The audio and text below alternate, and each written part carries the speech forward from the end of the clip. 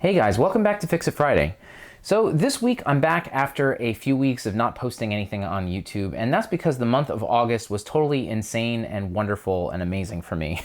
For starters, we had the Long Island Retro Gaming Expo earlier in the month, and I was involved in trying to make that happen, and let me tell you, I really think we did the best possible show we've ever done so far. It was huge. There was a lot of stuff to do, lots of awesome vendors, people to meet. I personally had a lot of fun and met some great people, and yeah, I can't wait to do it again for next year. And then immediately after that, I took a much needed vacation because I've been working hard the last few months and I'm really kind of burned out. So I took about 10 days and I had a trip in Europe, had an amazing time. And yeah, now I'm back and getting back into the rhythm of things. And so what that means is that I'll have more regular videos on YouTube. The website is going to be reopening, and I figured the best way to start would be with the Nintendo Entertainment System. So today, what we're going to be doing is installing the newest version of Tim Worthington's NESRGB. So this mod has actually been unavailable for a couple of months now, and I think that's mostly due to the global chip shortage, but it's also because this board has been redesigned and some new features have been added. Specifically, there is now a palette switch that can be toggled with button combinations instead of with a physical switch, and you have up to 6 palettes now instead of the original 3, which is how it's been forever with this mod. In addition to that, you can also use a button combination to reset the console. And so in the past, some of these features were available, but you would have needed to buy an extra daughter board to attach to this. So now the fact that all of this is built in, I don't believe the price has changed at all either, or very little. And so I think that's really pretty awesome, all things considered. So as you might imagine, with these new features, the installation now is a little bit different. So what we're going to do today is we're going to take apart this front loader, we're going to install the NESRGB, and we're going to go over some of its new features and just talk about, how the whole process is. All right, so let's get started. But before we get started, let me take a moment to thank PCBWay.com for sponsoring this week's project.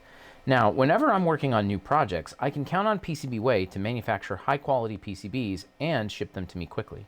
And now, PCBWay is offering a promotion on multi-layer PCBs with discounts of up to 20% on 4-layer and 6-layer PCBs. So, if you have projects that require multi-layer PCBs, then PCBWay has got you covered. Thanks again for your support, and now let's get back to this week's project. All right, so I've gone ahead and removed the motherboard from the shell, and all you really need to do is get a Phillips screwdriver and remove all the screws. It's very simple. And so the first step that we're going to be doing is removing this chip right here. This is the PPU, also known as the Picture Processing Unit. It's basically the graphics chip for the Nintendo.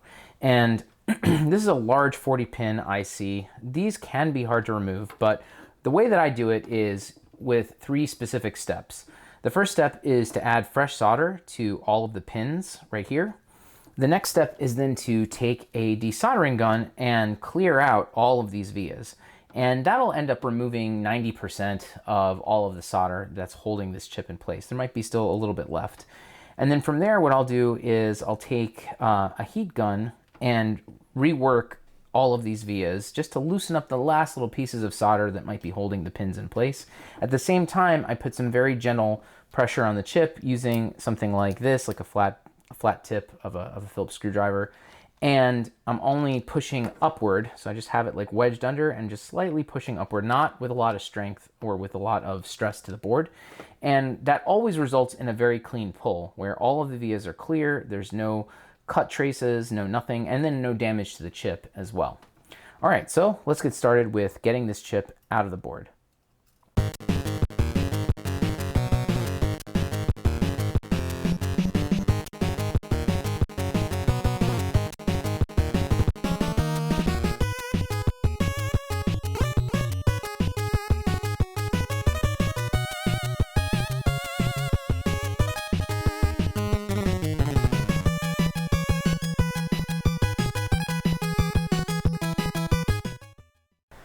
All right, so the PPU was removed successfully. You can see it right here, and you can see that all the pins are nice and clean, and there's no damage to the chip whatsoever.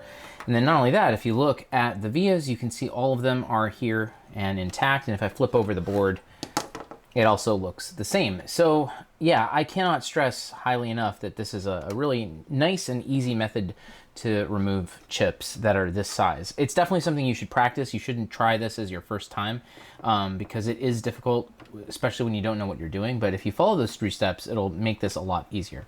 All right, so now that the worst part of it is over, we're gonna do a couple of different things. We're gonna go ahead and install a precision pin socket, which is gonna go right over here.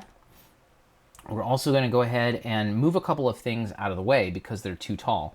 So these ceramic caps need to be pushed downward, including this guy right here. These 2 electrolytic caps also need to be desoldered a bit and then pushed out of the way. So I'm going to push this one down like this and this guy down like that. And then this is something that's new. This capacitor right here, C8, is a 0.1 microfarad filter capacitor, and it needs to be replaced with a new one. So this one is included in the kit. It has a slightly higher capacitance value. And the reason why it needs to be replaced is because apparently it takes a little bit longer for this new board to come online, basically. And adding a higher capacitance value here gives everything enough time so that the timings are right. All right, so let me go ahead and start implementing all of these changes.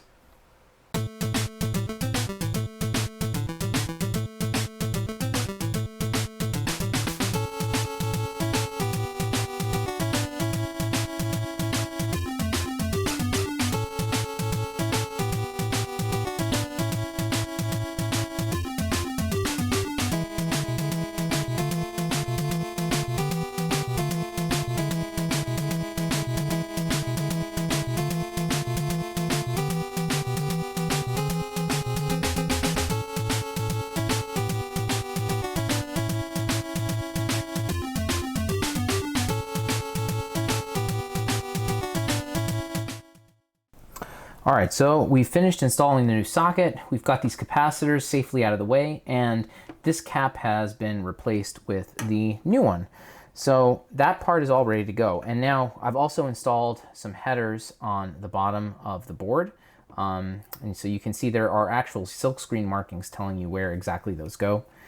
So those snap right in to the socket like that. And you can see everything sits flush and all that. And so what I wanted to do next was just talk a little bit about the different jumper settings on this new revision. Okay, so to discuss the options with all of the various jumpers, I actually grabbed another board because when I initially filmed this, I actually made some mistakes in how I was talking about it, and I wanted to be sure that I'm really being as accurate as possible here. Okay, so the NESRGB has some jumpers that are the same as they are on the older revisions. So one of them here is J3. So if you close J3, that means that the board is going to get power directly from the NES motherboard. I always use this and close J3. Another one that if you have a North American or a Japanese console that you need to close is J5 over here. And so those are exactly the same as older hardware revisions.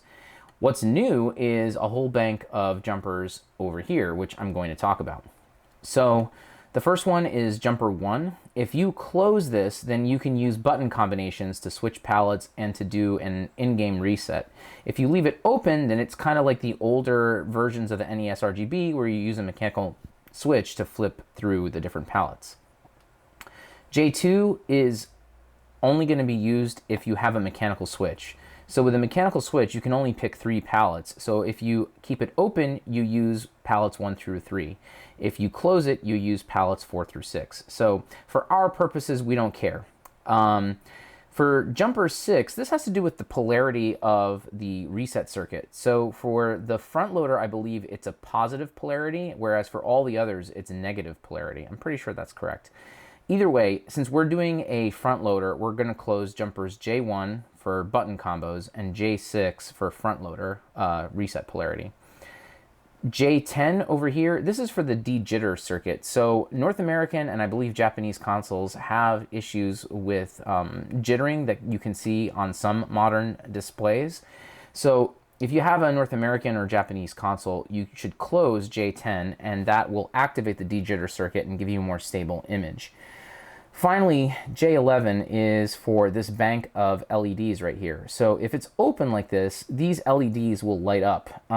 And so they tell you a little bit about what's going on. So 1 through 6 tells you which palette is being used. And so if you cycle through palettes, the lights change. I believe 7 here is an indicator if there's some kind of power issue. If it's not getting adequate power, this will pulsate. And so if you don't want these lights, you can close J1 and I'm sorry, J11 rather, and disable all of them. So what I'm going to do is activate, or sorry, I'm going to close jumpers 1, 6, and 10 for the button combos, front loader, reset, and dejitter, and then the usual J5 and J3. Once that's all set, we're going to go ahead and install the PPU onto the board. And so what that involves is first clipping all of the leads that are here so that they're very flush. So that way the PPU can fit, flush on the board, and then just soldering the PPU into place. And then once that's done, we're going to go ahead and tackle the audio circuit.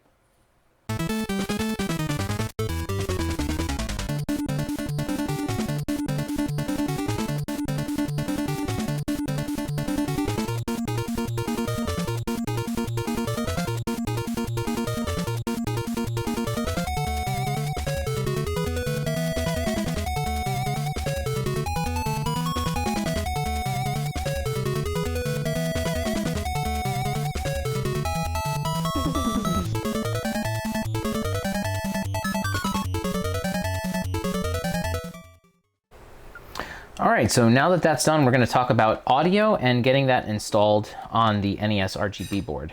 So there's two things to consider with audio. So one thing is the standard NES audio, which is going to come off of pins 1 and 2 of the CPU. So you can tap into them either on the legs itself, or I personally prefer resistors 4 and 3, the top legs over here. So those are pins 1 and 2 respectively, and then those are going to go to pads A and B on the board right here. Now that's one aspect of audio on the NES. The other is that we can add expansion audio, which certain Japanese games like Castlemania 3 use. So to tap in expansion audio, what we're going to do is we're going to take a relatively long wire and solder it into this tiny little via, which is right over here, right next to this J5 jumper. So we're going to solder it in right here, and we're going to run that along to the back of the console. And on the back of the console, we have the unused expansion port, which is right over here. So at the end of this wire, we're going to connect up a 47 kilo ohm resistor, like so. And then we're going to take another resistor, a 1K resistor. We're going to solder it between pins 2 over here and 9, and then terminate the 47 on pin 9 as well. So I'll go ahead and take care of all of those connections and then just review them with you once they're all done.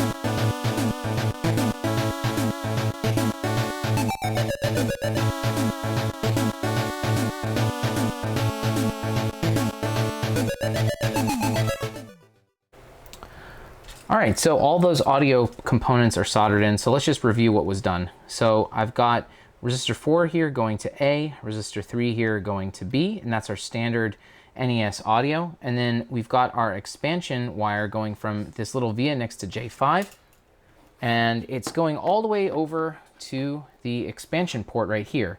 So we've got a 47K resistor here terminating on pin 9, and then we've got this 1K going between pins 2 and 9. All right, so that's it for the audio. And so now from here, we're gonna go ahead and make the connections for the in-game reset and also for the palette selection. All right, so the next thing we're gonna be doing is soldering in 4 wires for the palette switch button combinations and also for resetting the console using a button combo. So first thing we're gonna do is reset. So that's R0 right over here, this pad right here. So we're gonna solder a wire from this pad all the way over to this point right here. This is where the reset comes in. Now, for the controller ports, we're going to be soldering in 3 wires up to here. So we have the clock, which is this one right here, the latch, which is this one right here, and data, which is this guy right here. They're all labeled, so C, L, and D for clock, latch, and data respectively. So now those pads need to be soldered over to here. This is the port for controller 1. And so we've got a pin right here, which is clock. We've got latch right next to it, and then data right next to it. So you have two options here for soldering. You can solder directly to the connector, which is right over here.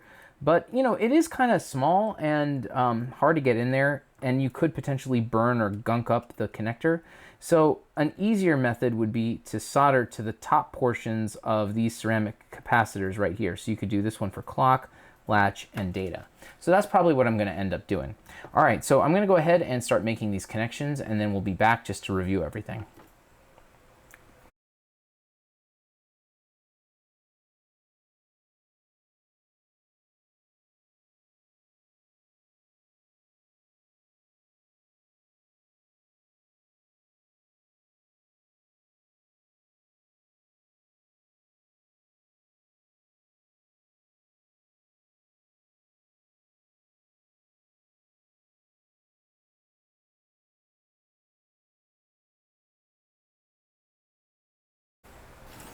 Okay, so all 4 of those wires are now soldered into place. So our reset is going straight from this pad here, straight over to this part of the connector. And then we've got our clock going into the middle, our latch going over here onto the far right, and then our data going over here onto the left with this black wire. So all of those palette switching and in-game reset buttons are gonna work, or should work. All right, so from here, there's not too much left. The next step really is going to be to drill out an opening for the multi-out on the back of the console and start soldering over wires from that multi-out over to the NESRGB, and then we're basically done.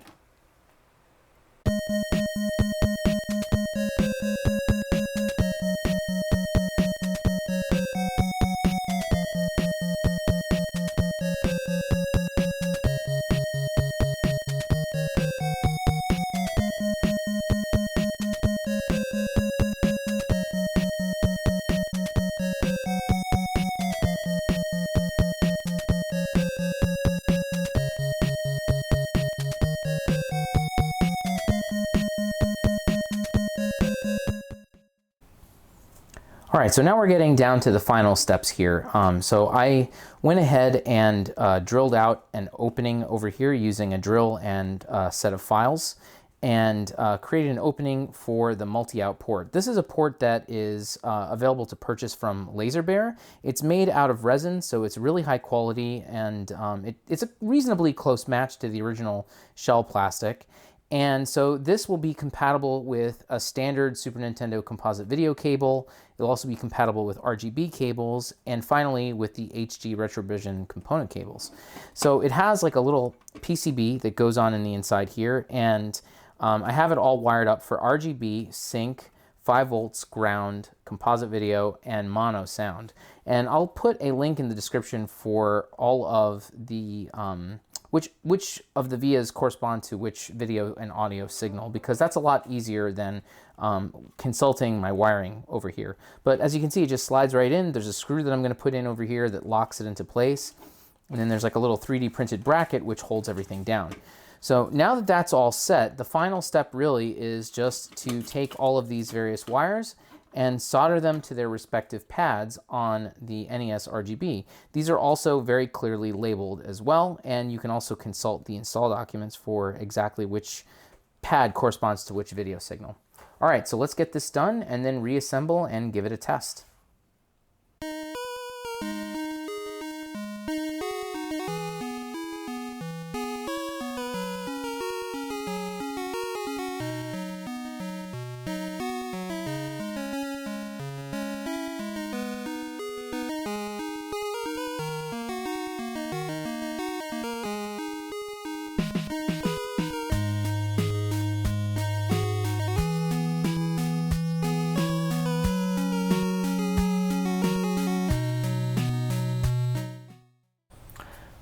All right, so I've reassembled everything and you can now see how the multi-out port looks. And I mean, overall, it's looking pretty great.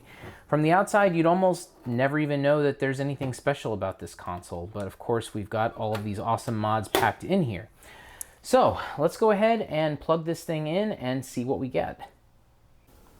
Okay, so I've got everything plugged in. And so now let's power this thing on and see how it looks. Awesome. All right, so I've got my EverDrive in here. Let's just go ahead and just fire up a game. And I'm gonna pick just standard Super Mario Brothers because everybody knows what that looks like. All right, so here's Super Mario Brothers. And right now it defaults to the Digital Prime palette. So this is a palette that was made by Firebrand X. And honestly, I have to say, like, to me, this is the gold standard. It's the best looking NES palette that I've ever seen, and I personally don't have any need for any other palettes. But we do have the other 5, so let's go ahead and take a look at them.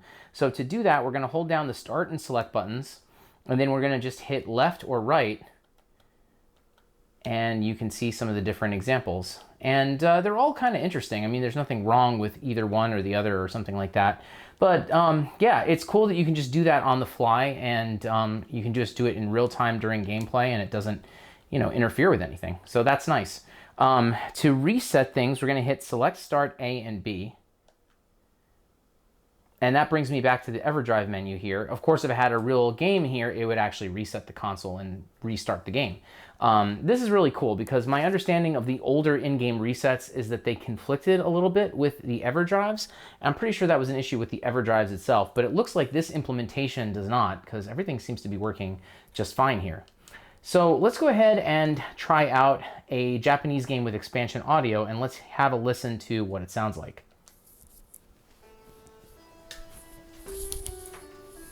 Just turn that up.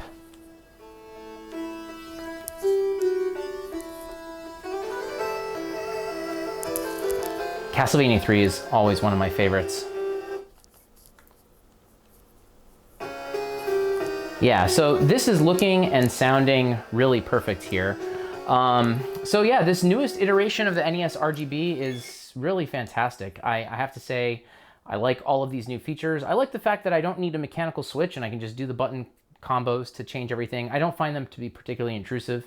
I mean, me personally, I don't particularly need these new features, but you know, some people really like them, and I like the fact that they're there if you want them. So yeah, that's it for this week's video. If you guys like this kind of content, then consider subscribing to the channel. And I have videos out like this every week. Certainly now I'll be putting them out on a more regular basis. And then of course, I'm reopening my website. So if you have any consoles that you need repaired or modified, you can always contact me directly at oneuprestorations.com. All right, guys, thanks a lot for watching, and I will see you soon. Bye.